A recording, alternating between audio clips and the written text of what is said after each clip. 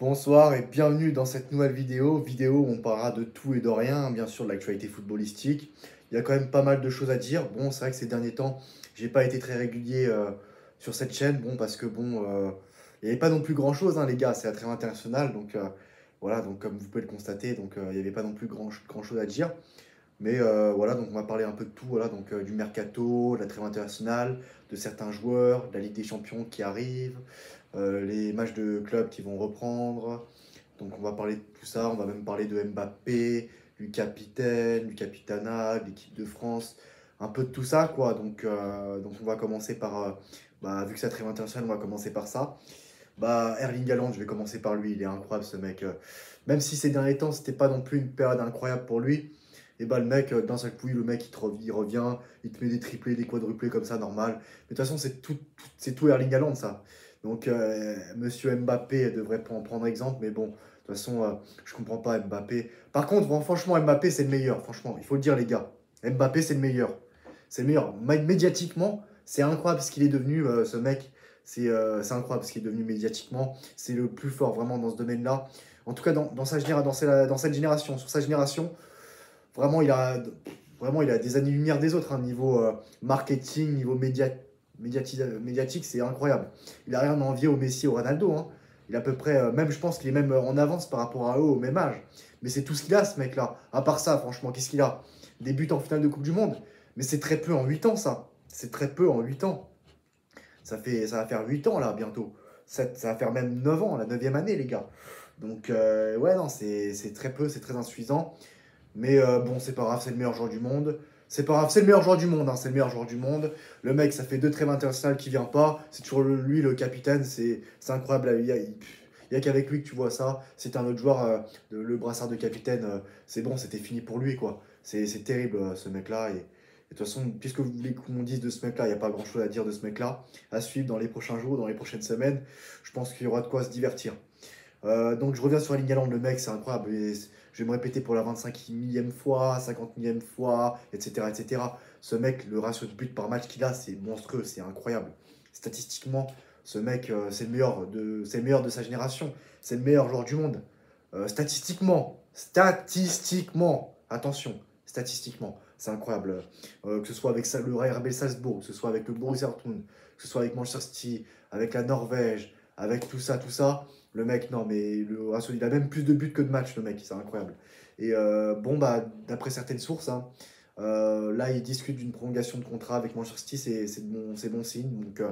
Donc le PSG, le Barça peuvent oublier Erling Haaland, sauf si il y a une très grosse offre, ce qui peut arriver, mais je pense pas. Je pense pas. Le Barça a quand même encore des soucis financiers. Le PSG aime bien son projet Ligue Europa, donc je pense pas qu'ils vont faire de telles offres. Je pense pas.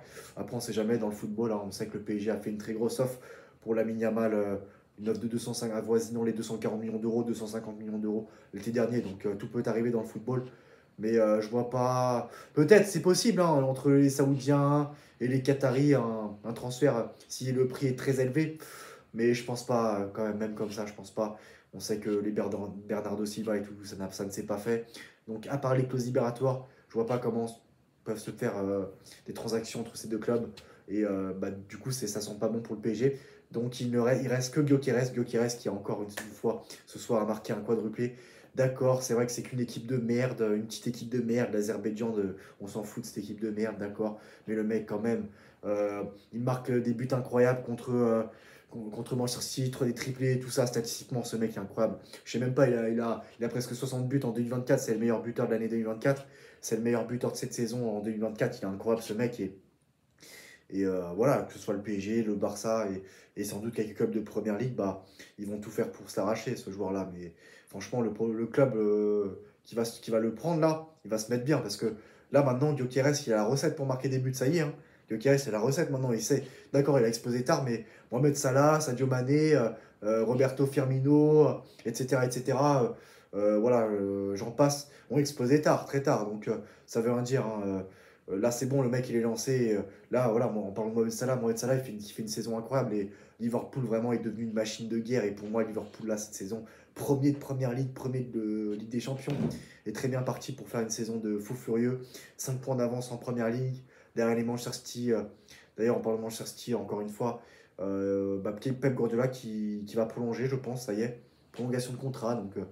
mais bon, à voir, à prendre avec des pincettes. Mais entre Erling Haaland qui va prolonger son contrat à Manchester City et Pep Guardiola qui a prolongé son contrat à Manchester City, attention, hein, Manchester City n'est pas complètement mort. Et bon, bah voilà pour Manchester City et tout ça. Donc la Ligue des Champions approche. Et en parlant de la Ligue des Champions, bah, le PSG qui va se déplacer sur la pelouse du Bayern Munich. Donc le PSG qui se dit, on va à Munich pour gagner. On va à Munich pour gagner. Bon, bah, dans 10 jours, même pas. On va fêter leur élimination. Donc, c'est très bien. Donc, magnifique projet. D'année en année, c'est de mieux en mieux. Donc, on va bientôt fêter leur élimination. Donc, c'est cool. Et c'est bien, ça me donnera raison. Et donc, c'est cool, c'est parfait. Le PSG devient n'importe quoi. Et Luis Campos est pisté par Arsenal. Qu'est-ce que vous voulez que je vous dise qu'il aille à Arsenal, hein. Qu'est-ce qu'il a fait au PSG? Les Mbappé, le dictateur, monsieur droit à l'image, monsieur machin, il a viré Leonardo. Bon, c'est vrai que Leonardo, c'était pas ouf. C'est vrai que ces derniers temps, c'était pas ouf ce qu'il faisait. Mais bon, c'était pas pire que monsieur Luis Campos quand même, hein. Et il a été viré par Mbappé, il a été viré, etc., etc., le dictateur, la mère de Mbappé.